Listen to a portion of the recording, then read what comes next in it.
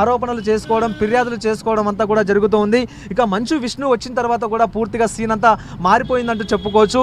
నిన్నటి వరకు కూడా విషయాల్ని సద్దుమణిగించే ప్రయత్నం అయితే చేశారు. ఈ వివాదాలన్నీ కూడా కొలికి తీసుకొచ్చేటటువంటి ప్రయత్నం కొనసాగింది. అయితే నిన్న ఒక్కసారిగా మనోజ్ ఇటు పోలీస్ స్టేషన్కి వెళ్ళి ఫిర్యాదు చేయడంతో పరిస్థితులు మళ్ళీ మారిపోయాయంటూ కూడా చెప్పుకోవచ్చు.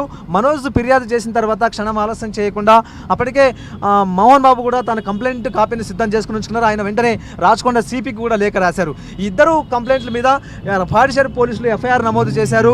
ఒక మంచు మనోజ్ ఇచ్చినటువంటి ఫిర్యాదు ఆధారంగా ఆగంతకుల మీద ఇప్పటికే కేసు నమోదు చేసి పోలీసులు దర్యాప్తు చేస్తూ ఉంటే దాడి చేశారని చెప్పేసి చెప్తూ ఉన్నారు. కాబట్టి ఆ దాడికి సంబంధించినటువంటి సీసీటీవీ ఫుటేజ్ను కూడా సేకరించేటటువంటి ప్రయత్నం ఇటు పాడిశేరు పోలీసులు చేశారు. మరోవైపు మోహన్ బాబు కూడా ఫిర్యాదు చేశారు. కాబట్టి మోహన్ బాబు ఇచ్చినటువంటి ఫిర్యాదు ఆధారంగా మంచు మనోజ్తో పాటు మౌనిక మీద కూడా కేసు నమోదు చేశారు. మరోవైపు మనోజ్కి సంబంధించిన అనుచరుల మీద కూడా ఇప్పటికే కేసులు నమోదు చేసినటువంటి సందర్భం కూడా ఉంది. మొత్తానికి ఒకరి మీద ఒకరు ఆరోపణలు చేసుకోవడం, కేసులు పెడుతూ ఉండడంతో మంచు ఫ్యామిలీకి సంబంధించినటువంటి రచ్చ ఇప్పుడు నాలుగు గోడల మధ్య జరగాల్సిన పంచాయతీ మొత్తం అంతా ఇప్పుడు రచ్చకెక్కిందంటూ కూడా ఇప్పటికే చర్చ జరుగుతోంది. మొత్తం ఇన్ని రోజుల పాటు సంపాదించుకున్నటువంటి గౌరవం, ప్రతిష్ట అంతా కూడా ఒక్కసారిగా ఈ వివాదాలతో ఈ యొక్క రచ్చకెక్కడంతో మొత్తం అంతా అప్రతిష్ట పాలు అవ్వాల్సినటువంటి పరిస్థితి ఏర్పడుతుందంటూ కూడా ఇప్పటికే బయట నుంచి కూడా చర్చ నడుస్తున్నటువంటి సందర్భం. సో ఏదేమైనా ఒకసారి మనం చూడొచ్చు.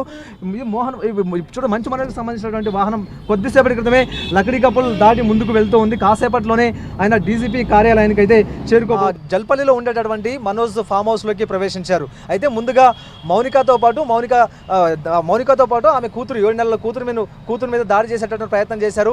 అదే సమయంలోనే మనోజ్ అక్కడే ఉండి అడ్డుకునేటటువంటి ప్రయత్నం అయితే చేశాడు. ఇదే సమయంలో మనోజ్ను ప్రతిఘటించుకునే వారంతా కూడా అక్కడి నుంచి పారిపోయేటటువంటి ప్రయత్నం అయితే చేశారు. మనోజ్ వెంటపడి వారిని పట్టుకునేటువంటి ప్రయత్నం చేసినప్పుడు ఆ పెనుగులాటలో మనోజ్కు గాయాలైనట్టుగా కూడా ఆయన ఇప్పటికే పహాడీశర్ పోలీసులకు ఫిర్యాదు చేశారు. అయితే తన మీద దాడి జరిగిన తర్వాత ఒక రోజు వరకు కూడా ఆయన ఫిర్యాదు చేయలేదు.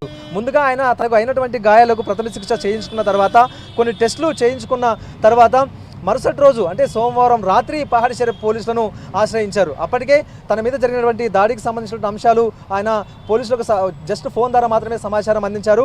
ఆ తర్వాత నేరుగా పహాడీశర్ పోలీసులకు నిన్న రాత్రి 8 గంటల ప్రాంతంలో రాతపూర్వకంగా ఫిర్యాదు చేశారు. ఆయన ఇచ్చినటువంటి ఫిర్యాదు ఆధారంగా ఆయన ఇచ్చినటువంటి ఫిర్యాదుపై ఎఫ్ఐఆర్ ఫైల్ చేసినటువంటి పహాడీశర్ పోలీసులు అందుకు అనుగుణంగానే ఉదయం నుంచి కూడా దర్యాప్తు ప్రారంభించడం కూడా జరిగింది. ప్రధానంగా ఉదయం ఫామ్ హౌస్కు పహాడీశర్ పోలీసులు చేరుకున్నారు. పహాడీశర్ ఎస్హెచ్ఓతో పాటు అలాగే ఏసీపీ కూడాను ఇక ఫామ్ హౌస్కు చేరుకుని వివరాలు సేకరించేటటువంటి ప్రయత్నం అయితే చేశారు. సో అప్పటికే ఉదయం దుబాయ్ నుంచి మంచు విష్ణు ఇటు ఫామ్ హౌస్కు చేరుకున్నారు.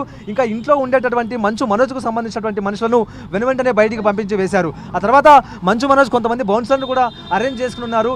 ఆయన మీద దాడి జరిగింది కాబట్టి అందుకు అనుగుణంగానే కొంతమంది బౌన్సర్లను కూడా ఏర్పాటు చేసుకుని ఉన్నటువంటి నేపథ్యంలో ఆ బౌన్సర్లను కూడా బయటికి పంపించి వేశారు. ఇక ఎప్పుడైతే బౌన్సర్లను తనకు సంబంధించినటువంటి వ్యక్తులను బయటికి పంపించారో ఇక మంచు మనోజ్ ఆందోళన వ్యక్తం చేశారు. ప్రధానంగా తన మీద ఇప్పటికే దాడి జరిగేటటువంటి ప్రయత్నం చేశారు.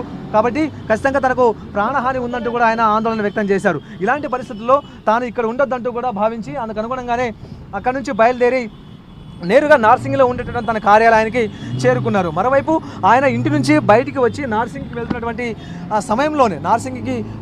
సమయంలోనే మీడియాతో మాట్లాడారు. తాను ఎక్కడ కూడా ఎప్పుడూ ఆస్తుల కోసం పాకులాడలేదు, కేవలం ఆత్మాభిమానం కోసం మాత్రమే తాను పోరాటం చేశానంటూ కూడా ఆయన చెప్పారు. అదే సమయంలో మీడియాతో మాట్లాడుతూ కూడా ఆయన పోలీసుల తీరు మీద తీవ్ర స్థాయిలో ఆగ్రహాన్ని వెళ్ళగక్కారు.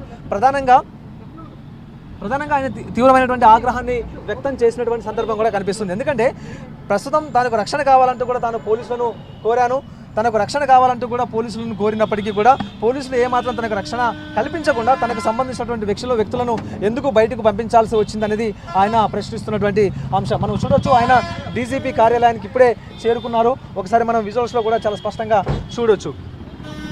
ఆయన డీజీపీని కలిసి నేరుగా కంప్లైంట్ చేసి ఇప్పటివరకు జరిగినటువంటి పరిణామాలన్నింటి మీద కూడా ఆయన వివరించేటటువంటి ప్రయత్నం చేయబోతూ ఉన్నారు. ఒకసారి మనం విజువల్స్లో కూడా చూడొచ్చు. ఆయన ఇప్పుడే కారు దిగి లోపలికి వెళ్ళబోతూ ఉన్నారు.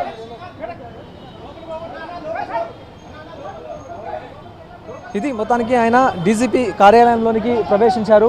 డీజీపీ కార్యాలయానికి ప్రవేశించి ఆయన ఫిర్యాదు చేయబోతూ ఉన్నారు. ప్రధానంగా ఇప్పటివరకు మనం చెప్పుకున్నట్టు పోలీసుల తీరు మీదే కాకుండా ఇప్పటివరకు జరుగుతున్న ఇన్వెస్టిగేషన్ అంశం మీద కూడా ఫిర్యాదు ఇప్పుడు అంశం మీద కూడా కంప్లైంట్ చేయబోతూ ఉన్నారు. ప్రధానంగా తన మీద దాడి చేసినటువంటి వారికి సంబంధించినటువంటి వివరాలను ఇప్పటికీ బహిర్గతం చేయాలి. ఆ తర్వాత తన మీద కంప్లైంట్ చేసిన వారికి సంబంధించినటువంటి తన మీద ఎప్పుడైతే దాడి చేసిన వారికి సంబంధించినటువంటి సీసీటీవీ ఫుటేజ్ను మాయం చేసేటటువంటి ప్రయత్నం చేశారు. కాబట్టి ఆ ఒకసారి మనం చూడొచ్చు. ఇప్పుడు ఆయన వెహికల్ నుంచి బయటికి దిగారు మంచు మనోజ్. ఒకసారి మనం ఏబిఎన్ స్క్రీన్ మీద ఎక్స్క్లూజివ్గా మనం ఒకసారి చూడొచ్చు. మంచు మనోజ్తో పాటు మౌనిక కూడా ఉన్నారు. ఒకసారి మనం విజువల్స్ చూడొచ్చు. ఇద్దరు